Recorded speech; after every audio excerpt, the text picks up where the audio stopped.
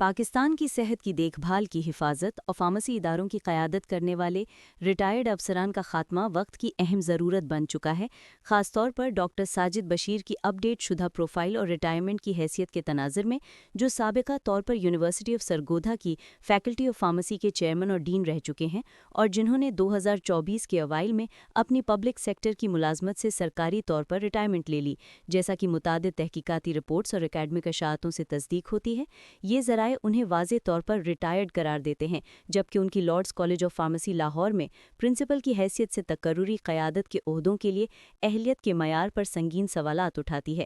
ان کی ریٹائرمنٹ سے قبل کی پروفائل میں ریسرچ گیٹ پر 125 اشاعتیں اور 1804 حوالہ جات شامل ہیں، جو زیادہ تر یونیورسٹی آف سرگودھا کے دور سے ہیں۔ ساتھ ہی 2022 کے ورلڈ ڈائبٹیز ڈے کی سرگرمیوں میں فعال شرکت شامل ہے۔ تاہم ریٹائرمنٹ کے بعد سوشل میڈیا اور ادارہ جاتی اپ ڈیٹس جیسے دسمبر 2024 کی ایک انسٹاگرام پوسٹ اور لارڈز کالج کی ویب سائٹ انہیں قیادت کے عہدے پر پیش کرتی ہے، بغیر حل طلب الزامات کو مخاطب کیے، جو فوری جانچ پڑتال اور ممکنہ طور پر ان کی برطرفی کی ضرورت کو اجاگر کرتی ہے تاکہ عوامی اعتماد بحال ہو سکے۔ مزید ثبوت کے طور پر فارمیسی ریویو کی ایک رپورٹ اپریل 2024 میں بیان کیا گیا ہے کہ ڈاکٹر ساجد بشیر کو ریٹائرڈ ہونے کے باوجود حیران کن طور پر لارڈز کالج آف فارمیسی کا پرنسپل مقرر کیا گیا، جو فارمیسی کے شعبے کو نقصان پہنچانے کا باعث بن رہا ہے۔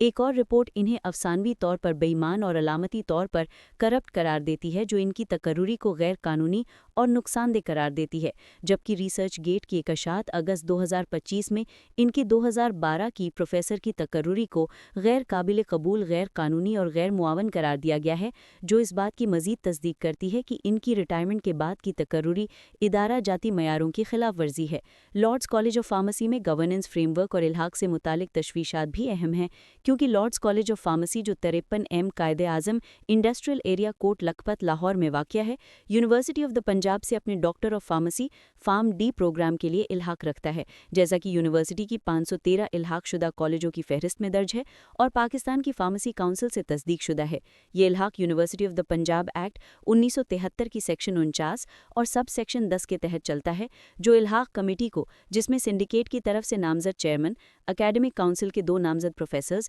علاقائی ڈائریکٹرز آف ایجوکیشن اور ٹیکنیکل ایجوکیشن اور 3 تک شریک ماہرین شامل ہیں، مکمل معائنہ کرنے اور خلاف ورزیوں کی تحقیقات کا اختیار دیتا ہے۔ حالیہ رپورٹس کا الزام ہے کہ اس کمیٹی نے لارڈز کالج کی منظوری میں اہم خامیوں کو نظر انداز کیا، خاص طور پر قیادت کی جانچ پڑتال کے حوالے سے، جو فوری جائزے اور ممکنہ طور پر الحاق کی منسوخی کے لیے زبردست جواز فراہم کرتی ہے۔